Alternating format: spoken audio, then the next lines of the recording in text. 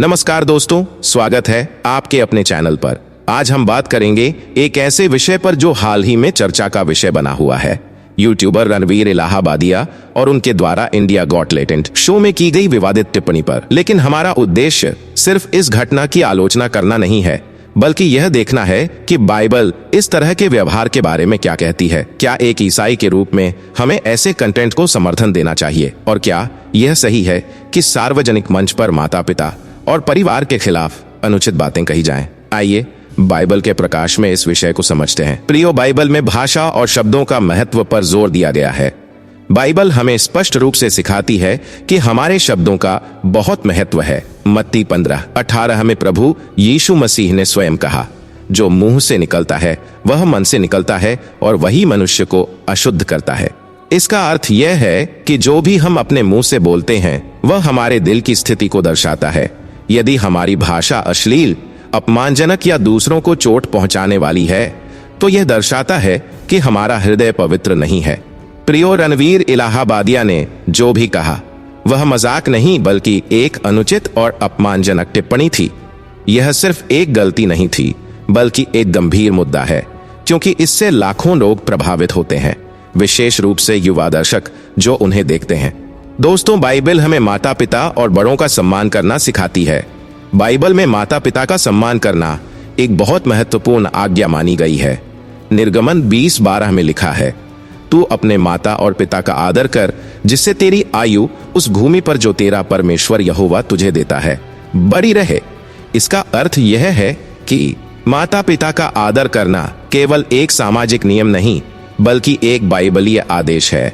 जब सार्वजनिक मंच पर माता पिता के लिए अपमानजनक भाषा का प्रयोग किया जाता है, तो यह केवल अनैतिक ही नहीं, बल्कि ईश्वर की आज्ञा के भी विरुद्ध है। प्रियो, सार्वजनिक मंच पर नैतिकता और जिम्मेदारी बढ़ जाती है।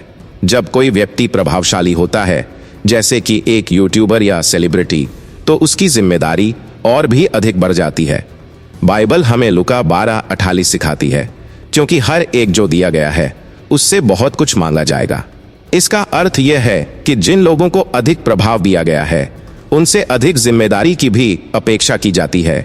कॉमेडी के नाम पर अपमानजनक और अनुचित भाषा का प्रयोग करना लोगों को गलत दिशा में ले जाता है। प्रियो, पश्चाताप का सही तरीका होता है। रणवीर इलाहाबादिया ने माफी तो मांगी, लेकिन उनके शब्दों और रवैये से यह नहीं लगा कि उन्हें अपने किए का गहरा पछतावा है। बाइबल सच्चे पश्चाताप को इस प्रकार परिभाषित करती है।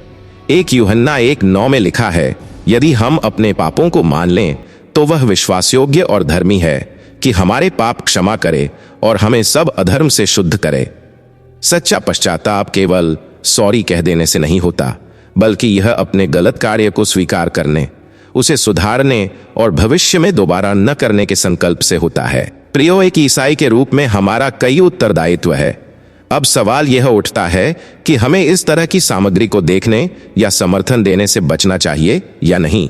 बाइबल हमें 1 थिस्सलुनीकियों 5:22 सिखाती है, बुराई के हर प्रकार से दूर रहो।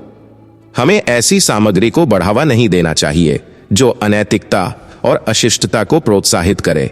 यदि कोई सार्वजनिक मंच पर अपने शब्दों का दुरुपयोग करता है, तो हमें उसके खिलाफ आवाज उठानी चाहिए और सत्य का समर्थन करना चाहिए। तो प्रियो, इस पूरे विवाद से हमें क्या सीखना चाहिए?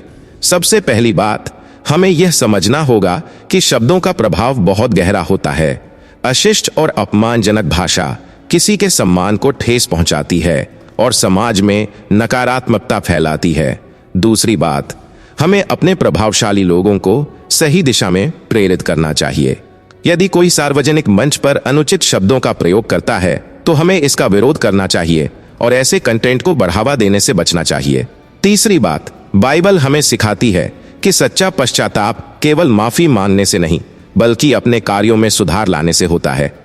प्रियो, अगर आपको यह वीडियो पसंद आया हो तो इसे लाइक और शेयर करें, ताकि अधिक से अधिक लोग इस महत्वपूर्ण संदेश को समझ सकें।